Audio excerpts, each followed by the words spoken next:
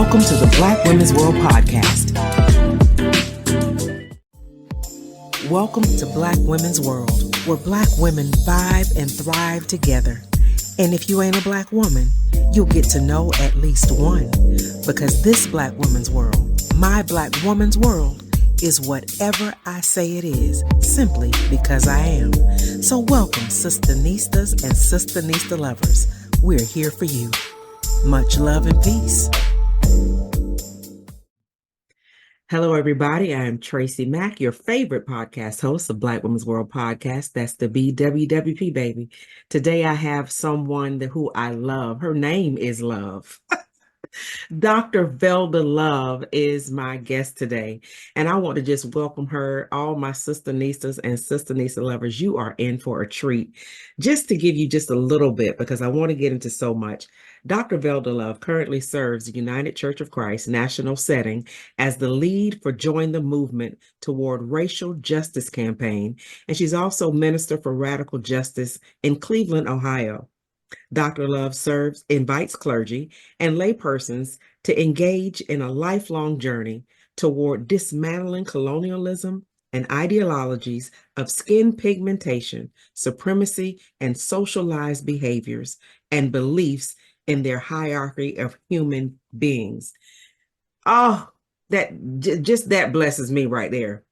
I met Dr. Velda Love, and I'm going to call her Dr. Velda because I know I'm not a doctor, and I respect the work that you have done, Dr. Velda Love, to become who you are. So in this case, titles to me are important. And I met Dr. Velda Love October 2022, or late September 2022.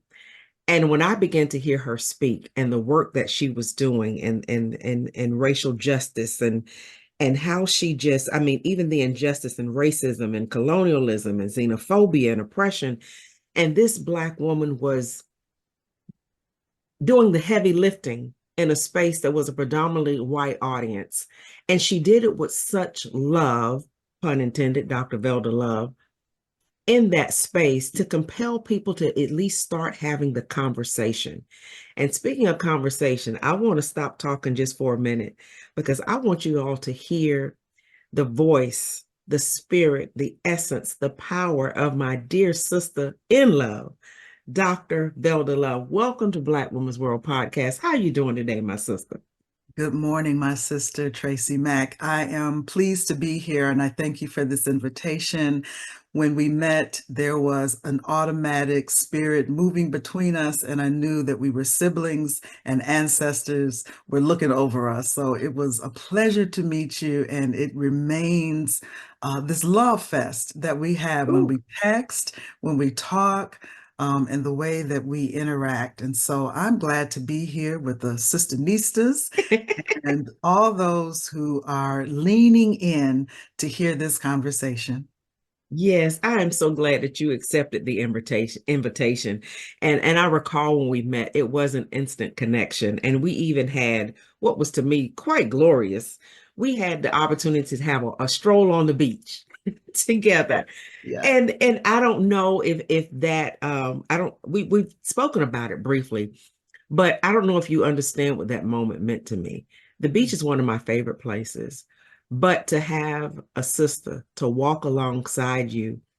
And whenever I go to the beach and I look at the ocean, and I think especially the Atlantic Ocean, the continent of Africa sits on the other side. Yeah. And how sometimes I will stand out there and speak to my ancestors. And so to walk with you that way in that space that day meant so much. And I'm just grateful for that.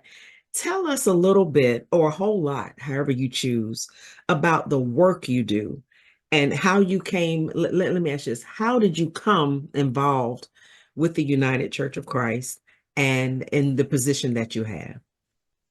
Thank you for that question. And yes, the ancestors were with us that day. The beach is my favorite as well, the Caribbean, but being on the Atlantic allows us to go back and get our history. And that bird behind me, that Sankofa bird, is where it all began. Wow.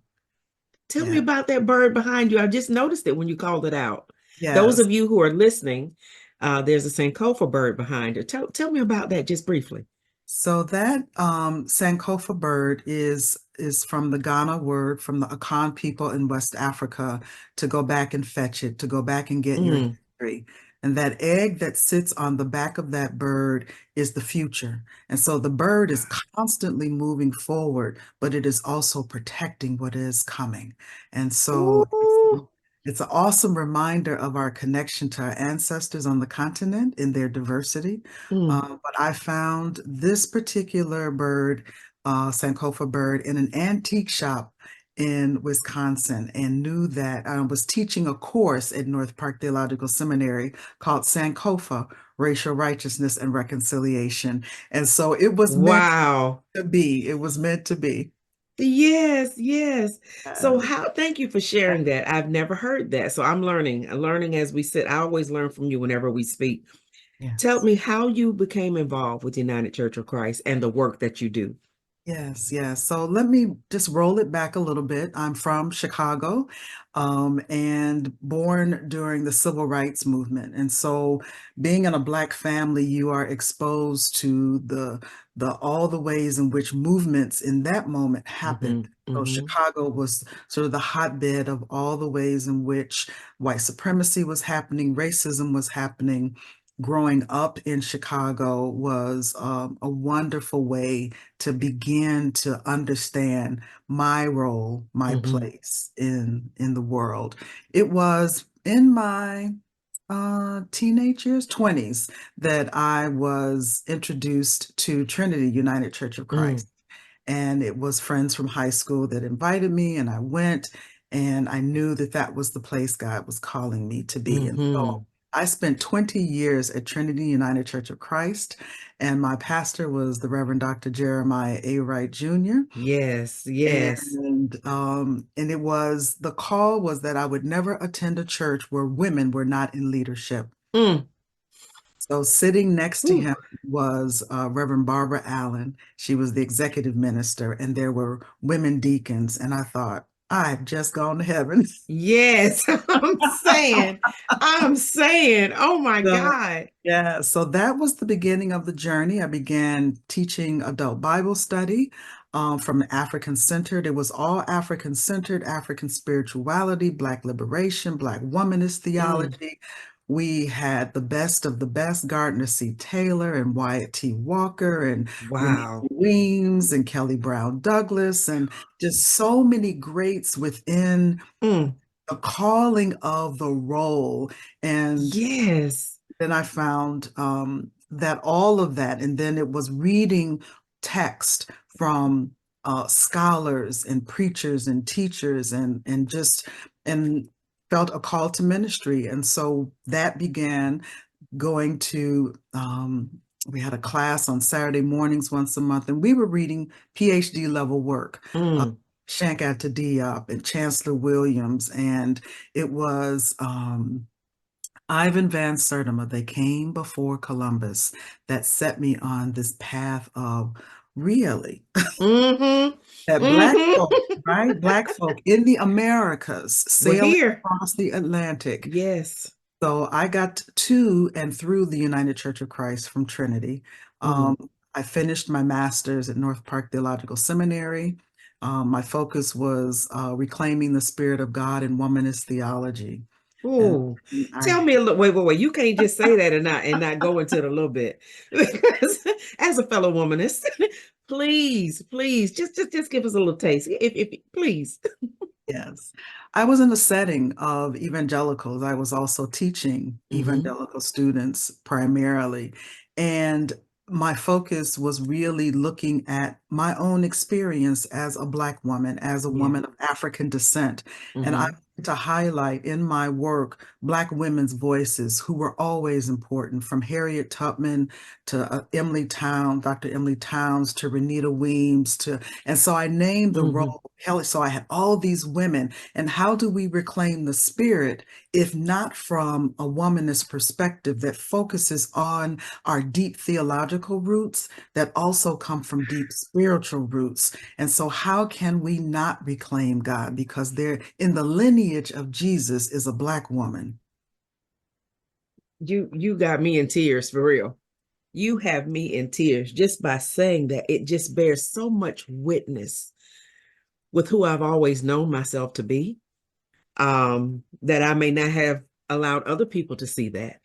But just saying that, it's affirming, it's loving, it's necessary. Yeah. And to just hear that, Dr. Velda, keep going, keep going. I'm absorbing. Yeah. So that was the master's. And then when I had an experience, I was staff at a church in Evanston, Illinois, Second Baptist Church, the historic Second Baptist Church, and had an opportunity to partner with the rabbi at Beth Emmet. And we took some teenagers during Passover. Mhm. So there were 38 teenagers, 7 chaperones, and we went to the Civil Rights South because we wanted to have teenagers from the Christian experience and teenagers from the Jewish experience to be together so that we could talk about race and racism and its manifestations. Mm. And so we got on a bus and we traveled to Selma and we traveled to Atlanta and we went to just so many to Ebenezer and just Dexter and Atlantic, the King Center. And so just Mhm. in those spaces, trying to tell and talk to teenagers about racism. And it Wow. became so challenging, but it was at the Lorraine Motel with these teenagers, having Mm. them walk 2 by 2 across that balcony in the Mm. room where, and standing and looking where the shot came from that Mm. killed, that assassinated, and Reverend Dr. Martin Luther Yes, King. yes. And it was at that moment, through those 5 days, that those teenagers felt a sense of this was real Mm. and broke down and wept. And I knew in that moment that it was not a starting place for us to talk about us Mhm. in 1619. We had to Mhm. talk about us from the birth of the Yes. civilization on the continent of Africa. And so I went back and got my doctorate and focused on the Mm. Sankofa class I was teaching and began to look at pre-human history. And so I got to the United Church of Christ, long story short, when I finished my doctorate work and then saw this position for the Minister of Racial Justice. And Mhm. it was one hot July night. I was like, that's my job. That's my job. That's my That's me. job. That's me. All of So, that was for this. yes. So I applied, I interviewed, had to move to Cleveland. So in 2017, I began in that role. Wow. Yes. Oh God. It's bells and whistles. I mean, just ringing and dinging. You hear me? Oh, so much because I love authenticity. And I believe authenticity welcomes authenticity. And I appreciate everything that you've said. I was raised denominationalism and then later evangelicalism. And I'm going to tell you, it wasn't until my 40s where I began to explore Black history because we were told it was just Jesus. It was Jesus and him crucified, and that's all you need to know. And then anytime Black language was introduced, because I had the lifelong learning experience of being at a evangelical private Christian school where I experienced more racism in the name of Jesus than I think anyone should have to handle. But whenever we brought up anything Black, it was, oh, we're all one in Christ. You know, it's only race when you begin to talk about it. You know, people say, don't make it about race. Well, you did. And so I did not have, and then even then, it was just pulling back on what I learned in high school, those famous names, and not to belittle them at all, but they're just certain names: Martin Luther King, you know, Frederick Douglass, Fannie Lou Hamer, Sojourner Truth. I didn't have a clue. And then there was even some guilt when I felt like this pull for me to begin to delve into who I am just as a person. Where are the people that look like me? Because like many Black families, I don't know, but so many generations back. And even them, I know their names, but I don't know who they were, what they did. They'll never be written in a history book. So I begin to just pull on, we go and do the ancestry DNA. Where did I come from? What do people look like me? What did they do? And then realize that my history did not begin with Roots 1977 Alex Haley, because that too, can you imagine being 5 or 6 years old and that being a very traumatizing experience of what the media in America and even Christianity wanted you to believe you were and are?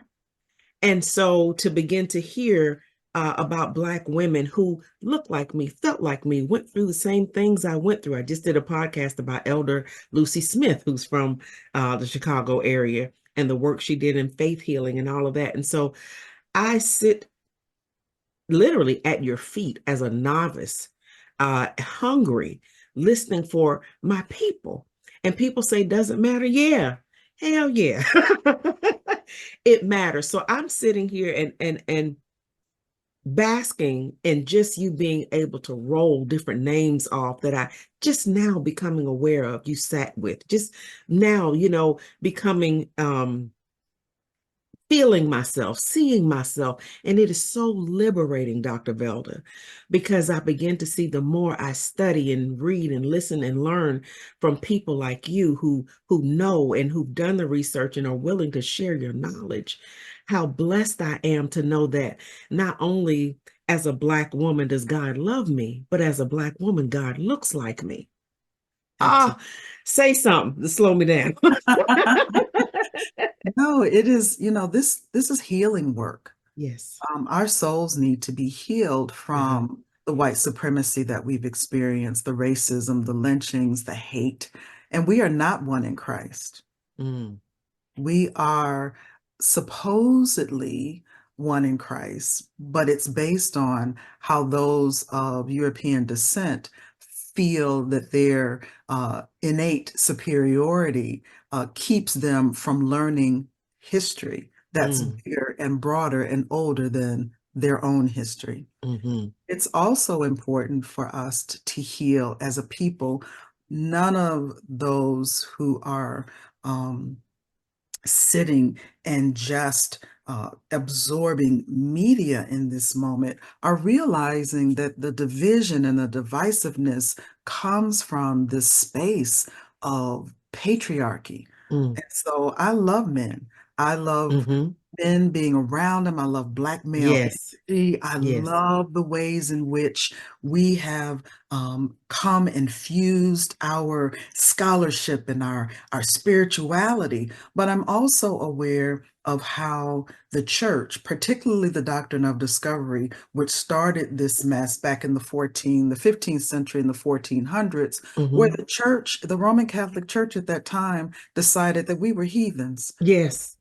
right? And so how do we unpack that doctrine, because it is based on white supremacy or European supremacy. It is based on this one faith, one dominant faith. There are no dominant faiths. I Mm-hmm. love the church. I love the ways in which Christianity has raised my soul and my spirit. Yes. But we can come to faith and spirituality. Think of our ancestors who did not have the language of Yes. Jesus. Yes. And Jesus spoke Aramaic. Aramaic from Palestine. It's a Palestinian Jew who could travel to the continent of Africa and be as dark as those peoples, and then move back through speaking Greek, maybe some Latin, maybe just a little bit of all of that in his DNA, right? And Mm, so we are able to see long before Europeans carve up the continent that there were no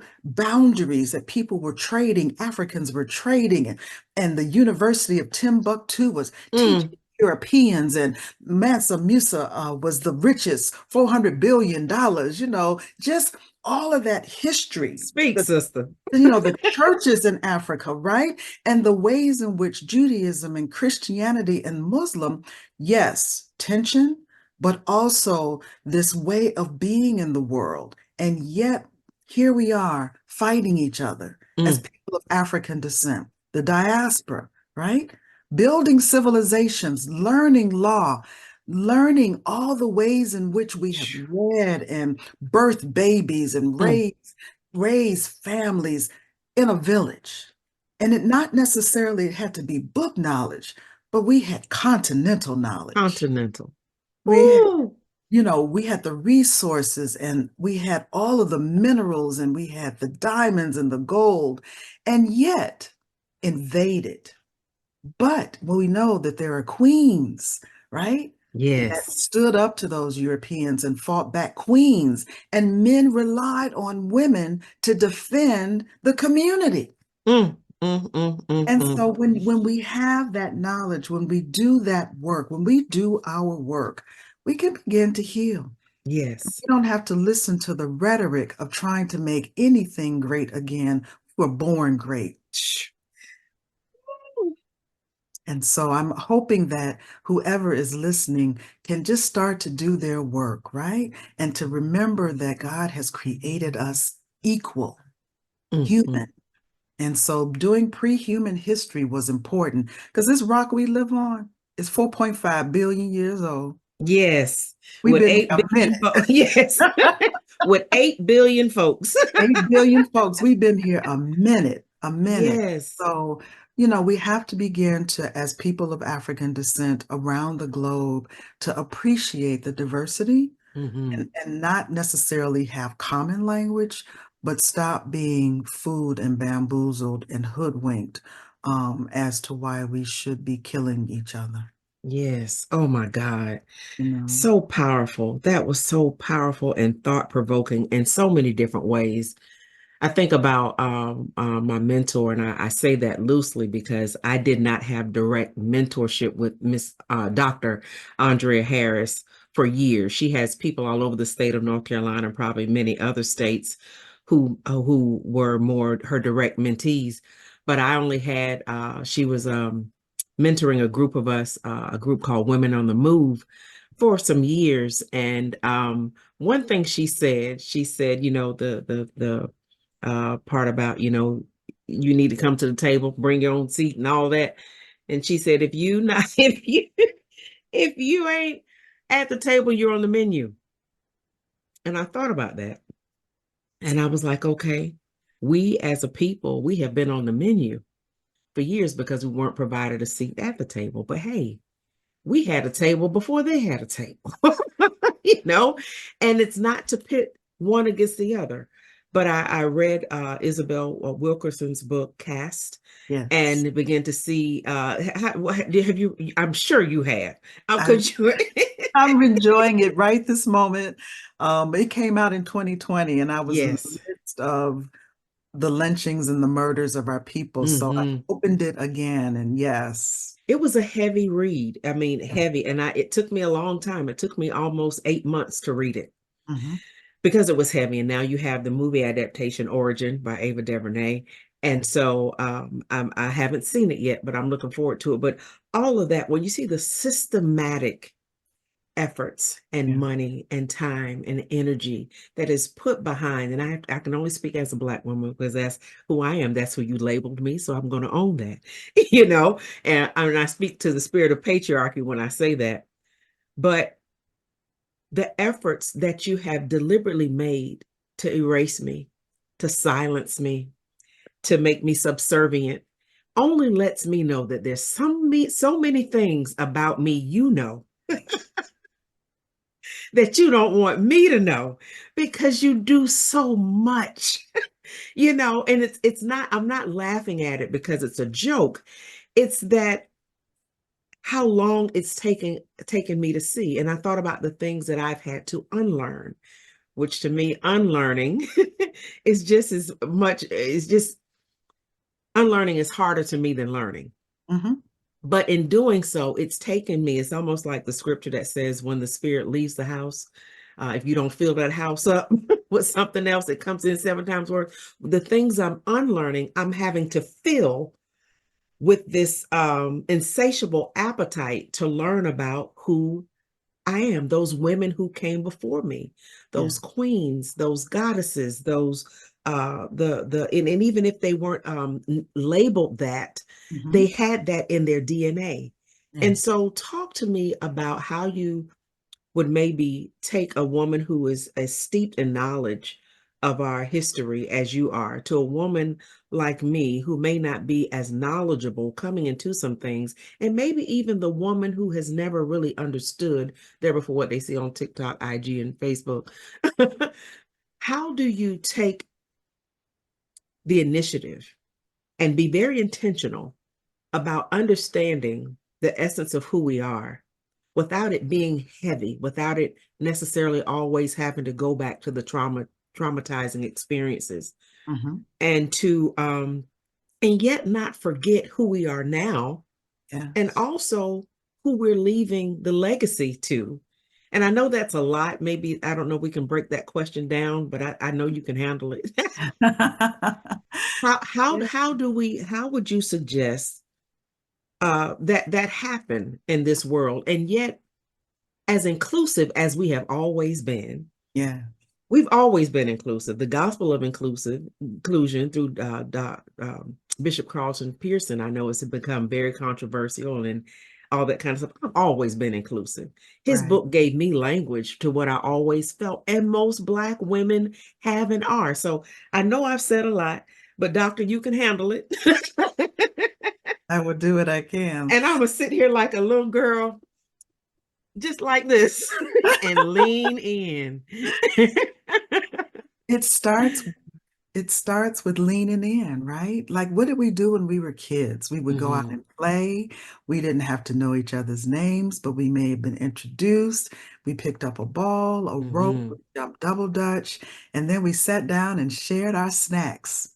Yes. And so that is, I believe, in this moment, the best thing we can do is have a meal and sit down and just talk about, where we came from and what kind of fun things we like to do. And it's just the women in community, regardless of who they are and where they're Hmm. from.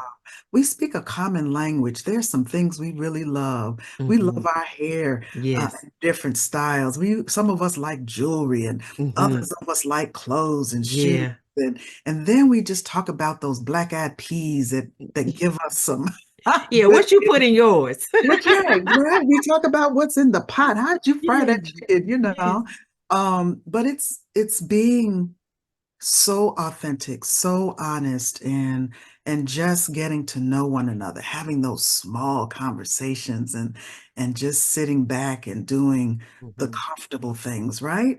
And so I think in this moment, I'm about building community Hmm. between intergenerations, Mm. just listening to our elders. Like, how was it to grow up in Mississippi? What was it like to grow up in Canada as a Black woman? What's it like to be from the Caribbean? Different spices, different flavors, different Yes. rhythms, different beats. Hmm. And then, have our kids talk about, what it's like to hang around certain kids they don't know, and, ask them some good questions. Well, why don't you like so and so? Because she does such and such. I said, but that's your sister. And we don't Yes. really care for all our sisters. We love on Right. them the best way we can, right? Yes. And so we're honest about that. We're not the same. We're different. We speak different languages. We Hmm. have different ways of being. But we can sit down and find some commonalities, and we may not see each other for 6, 7, 8 months, but we can pick up the phone and say, "Girl, I was thinking about you. You were in Yes. spirit, right?" And it's not instantaneous. When I am sitting with predominantly people of European descent or white folk, they want you to solve their problems. They want you to solve Hmm. racism. What we do is we journey together. Hmm. Hmm. We walk together. Hmm. And for those who want to be free, I believe in the Harriet Tubman model of liberation. We going. Hmm. We going. We going. So come on. Don't turn back. We got this. Hmm. And I think that's how we empower each other. We talk to each other. We take the mask off. We take our shoes off. We sit down and we have real talk. I want to heal. Hmm. I want to be seen. Mm-hmm. I want my voice to matter. I want to sit at the table and share my story. Or Mm-hmm. I want to sit at the table and just be quiet and listen. I want to hear some good blues, some good jazz, some good R&B, Mm-hmm. and I just want to move my head to the rhythm. Yes. Yeah, Yes. yes. Yes. Oh, I love it.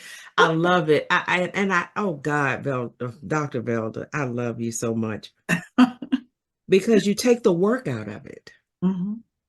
Relationship and the what you just said, I want to be heard, I want to be seen, I want to take the mask off. I want to sit down. And a book that I shared with you, and we've talked about it in our personal conversations, Rest is Resistance by Tricia Hersey. Yes. Because I think in the patriarchy, in the capitalism and everything, would not want us to sit down. Mhm. Doesn't want us to have the time to sit not only with others, but the main thing, to sit with ourselves and know that sitting with myself is enough. And the opportunity to sit with myself, I have to take that back and rest. Rest doesn't mean sleep, and Right. rest doesn't mean laziness. Yeah. But those conversations you said earlier, everything you just said felt so nurturing, which is what we do as Black women innately. Mhm. Our hands rock the cradle of the world. We have nursed babies of every generation, Yeah. continent, and I mean literally from our breasts. Mhm. And I know that there are wonderful movements happening. There's an awakening happening. And in everything that you're saying, even in the womanist theology and African spirituality, I have come to and you can't shake me on this, not that you would, but any movement, I don't care how beautiful it is happening, that does not include the Black woman and give her a voice will end up being what it was. You will end up running into the same thing you just left if you don't. And it's not so much as that we're being anti-white or anti-people of European descent, as you so eloquently say. It's just being pro me. Mhm. Pro me is not anti you. That's just like saying if I say someone is pretty, it doesn't mean I'm calling someone else ugly. So when we dig into and I want to get into the work that you're doing too in your Habakkuk Institute. And I think that's a good time to segue there because I love all of that. When I was reading it last night and this morning, I said, Dr. Velda, it's like you all over it, you hitting it on all fronts. Tell us about the work you're doing with the Habakkuk Institute Yes, the Habakkuk Institute that came. you founded. I'm sorry for interrupting. Yes, Founded and president of. yes, yes, that is me. Um, that really was when you're reading text, and I was reading Habakkuk, and it was from the People's Companion to the Bible, Mm-hmm. and oh my goodness, let's see, I'm having a blank moment It's good. to come to me, but I'm reading Habakkuk. I'm reading it from a good friend that I have, who has done great work in that book. And it's from her perspective. It is from an African woman's perspective, African American woman's perspective. Mm-hmm. Um, and I have to find her name because I can't go on if I don't We say got time because you having that moment and I'm having a hot flash right now. Oh, I got to yield to the fan. all right. I'm gonna So, find it. our But listeners so understand. so I'm reading Habakkuk, and how do you pass the knowledge on to the next generation? Write it down and make it plain, Make it plain so they can run with it. Oh my and they God. can run with it. And so in that moment, I realized my purpose, I'm a seed planter. Mm, I'm a connector. I feel like I'm this bridge. And so Habakkuk came about because I really wanted to bridge the work that I've done, hmm the work that's coming, with the people that want to do the work together. Say it one more time for the people in the back. I want to bridge the work that I've done hmm with the people that are coming, hmm right? And so I want us to do it together. I've done it. Yes. I'm going to do some more, but I can't do it alone. And so Habakkuk is about just kind of reclaiming space of who we are and doing our work together because we want to leave something for the next generation. Mm-hmm. And in the midst of that, we're going to learn how to play again. Mm. Yes. And so it is doing the racial equity work, Mm-hmm. the education work, but it is fused in ways in which our bodies have forgotten to rest and to play. Rest. And so just an example, I did a workshop with a group in Elliott, Maine. Mm-hmm. And um, and so just having them sort of name the games they used to play, Duck, Duck, Goose and Red Light, Green Light and Hide and Seek. We had about 15, 20 games that people from different cultures, different beliefs were there, mainly people of color. And so I said, pick two and we're going to play. Mm-hmm. Now, these are scholars and pastors and preachers and community activists, and Uh-huh. they deep into it. We started playing Red Light, Green Light, Uh-huh.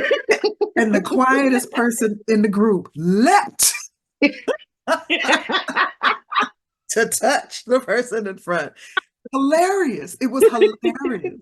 People laughed, they had fun.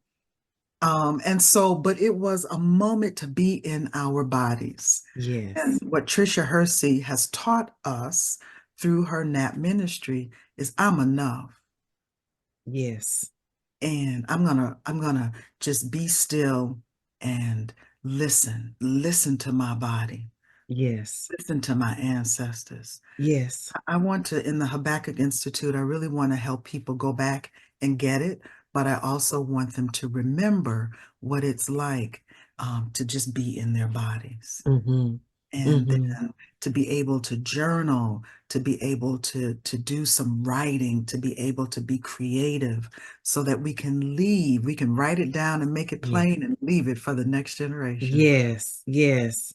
Yeah. And enjoy it. Yes. Enjoy it. I don't I've said for years, if it ain't love, I don't want no part of it. If it ain't fun, I don't like it. Now I'm not saying I'm not afraid of work. And I think that's one thing, even saying that sometimes as Black women, we have to make sure people know I'm not trying to be lazy.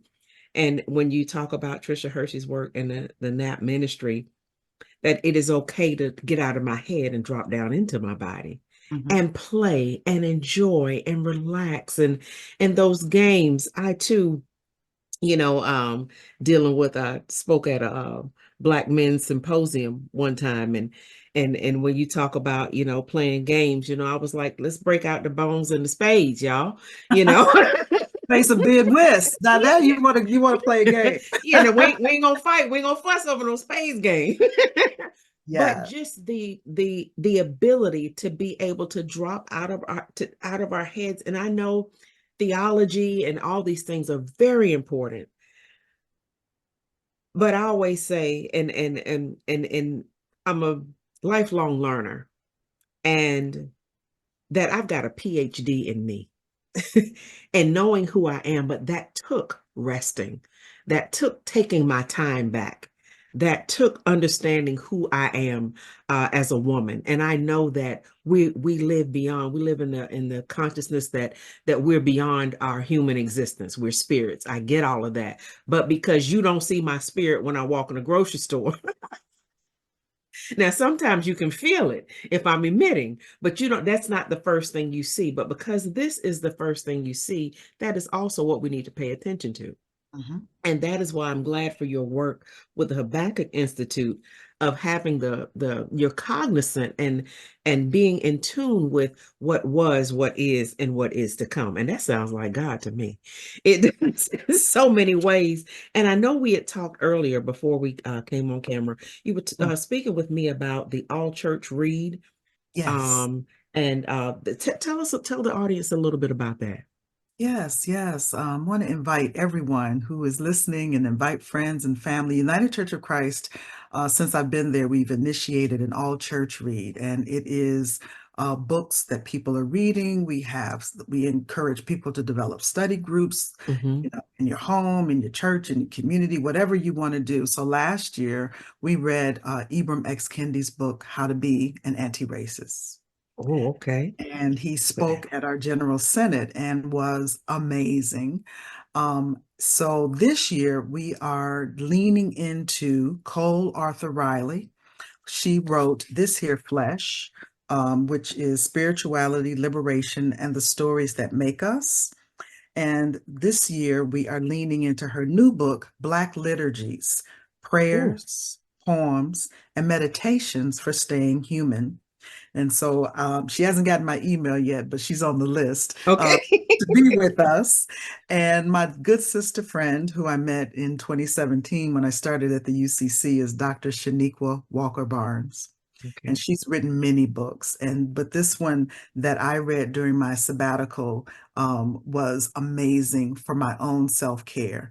And she wrote Sacred Self-Care, Daily Practices for Nurturing Our Whole Selves. Wow. How can we be involved with the all church read? Is there a website? Is there Yeah, some contact information? Can you share that with us? I can. I'm going to put it in the chat. So on the Well, website, tell you what we'll do. If you yes, just say it verbally, we'll make sure we yes. put it in the show notes for the Okay, podcast and the video cast on our YouTube channel. Just want to make excellent. sure those that may not have access to it, or even those that may be visually impaired, can hear. Excellent. So it's Mhm. www.jointhemovementucc.org. www.jointhemovementucc.org. There will be a page on the Join the Movement webpage that will have news and events, and it will take you to the registration to sign up so that you can get the study guide for both books.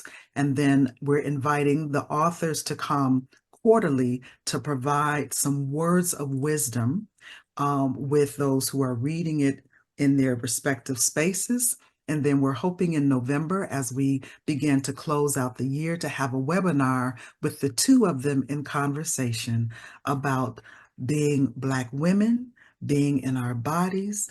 What does it mean for us to see ourselves as sacred, to Mm. take care of ourselves, to know that we are whole, and that we can nurture ourselves when we nurture each other?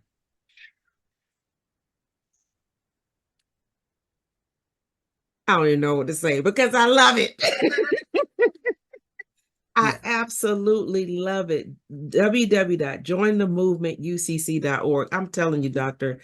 Velda Love, I love you. I so appreciate. I hope and pray this is not the last time you come to the Black Women's World podcast audience. And it's not to pull on you. It's just that you are just a well of liberation. It's just, I don't even know how to describe it, because I always go back and listen to podcasts to critique myself and also to learn from our guests. But this is one I will go back and listen to just to bask in how you are able to, I don't know, just speak. And then your tone of voice is lovely. Um, your subject matter is necessary. The vision you have is needful for us to, whether it be through the Habakkuk Institute, the Join the Movement, all of it is necessary. All of it empowers our awakening. All of it speaks to our sacredness as Black women. All of it speaks to whether you are a womanist theology or just talking about what you put in your Black Eyed Peas. All of it's necessary, the nurturing, the play, and it's freeing. It is liberating just being able to talk. So the question I asked you earlier, you turned around and answered it by example, because just talking, just having those conversations, which I love, and it's got my wheels turning about some things that I'm involved in that I think I'm going to shift just based on this conversation. Is there anything that either something else that you may be doing, either how you want us to contact you, other than the Join the Movement website that you so graciously gave us? Is there Mhm. anything you want to share with our SistaNistas and SistaNista lovers from all over the world Mm. about you, your work, or just anything? I'm just going to let you go for however long you want to go because I'm going to assume position again and lean in. Um, you know, I am in the moment of just being who I am. Mhm. And I woke up one morning, and once you get past a certain age, that middle age, and Yeah, you know, once, and I would say, past 60. So in the 63rd year of life, what I have you're to good offer, looking 60, Dr. Velda Love. well, You're good looking 60. black don't crack, right? Show no, show no. So it is, what I have to offer the world and people is love. I feel like that really is my essence. It is not phony, it's not fake. It's just who I am, the essence of me, the spirit of Mm-hmm. me. When I did my DNA through African ancestry, and I realized that my DNA is 2,000 years old, Mm-hmm. that I am from the Yoruba and the Hausa people Mm. in Nigeria. And so I've never been to Nigeria, but I hope to go one day. I hope to Me too. touch the soil, right? I hope to just be, I don't even have to say anything. I just want to listen to the language and feel the movement of the people and Yes. feel their essence. And, they don't have to know, I'm from America, anything. I'm sure that will Mm-hmm. come up if I'm in conversation, but I Mm-hmm. just want to know what it's like to be on the continent, right? Mm-hmm. And Mm-hmm. I've been there before, but not to Nigeria. I think it is just in this moment that we need to find spaces where we are talking about what our future looks like. Um, that we see the God in us when we see ourselves in the mirror. Mm-hmm. That we are not looking at how the world has defined us as beautiful or Mm-hmm. any of those. We wake up beautiful. Mm-hmm. We wake up smart. We wake up, and we take care of our bodies. It's one thing to live in an environmentally dangerous space. Yeah. How do we then speak to that? And that's also, we have voices. We don't Mm-hmm. all have the same purpose, but I am sure that if we build a collective of Mm-hmm. Black women, that we can take care of the environment, we can take care of racism, we can take care of not moving away, we can move away from capitalism in the way in which it harms us. Mm-hmm. We are not a threat. Mm-hmm. Our children can wear their hair any way they want to. They can express themselves. Yes. We are bringing up in this moment the Afrofuturism. Mm. They are already here. Uh, Yes. Octavia Butler said, but we want to live into and make space for and back up Mm-hmm. Mm-hmm. so that the next generation can do their own thing. And then when it's time to sit down like Harriet did and just rock and look at the sunrise and the sunset, I am really clear that I will turn into stardust and go back Yes. where I came from. All right, Dr. Tima. All right. I love that when you said it. And she did too. Yeah, It just reminded me of the movie The Shack. And how Octavia Butler. Butler plays the part of God, Papa. And how the character Mackenzie, when he gets finished being with Jesus and comes back on the porch, and she's sitting there in a rocking chair with sunshades on. Mhm. And he says, I didn't know God had time to catch sun rays. And she's leaning back and she says, almost in an old grandmother type power and vernacular. And she says, you have no idea all that I'm doing right now. all that I'm doing. And I'm thinking about not just from a God perspective, but from a Black Hmm. woman's perspective. Hmm. Even at rest, our spirits are moving, and people, you have no idea all Hmm. that we're doing right now. And I felt that when you were saying everything about the futurist and the Afrofuturist. It's just so amazing. We are amazing, and it's not too. And I just have to emphasize this point because this is what usually the pushback is. We've had so much of our lives where whether it be the white Jesus on a picture at church or in your grandma's house, or what we've had so much of that. I believe it was Sojourner Truth in her speech "Ain't I a Woman," when she says that if a woman messed up the world, then give her a chance to fix it back. And even in the looking at what the state of the world in that um men of European descent, if you embrace us and let us be God too, how much better the world would be, how much better it would be. And we're not going to wait for you to embrace us. We're Hmm. embracing ourselves.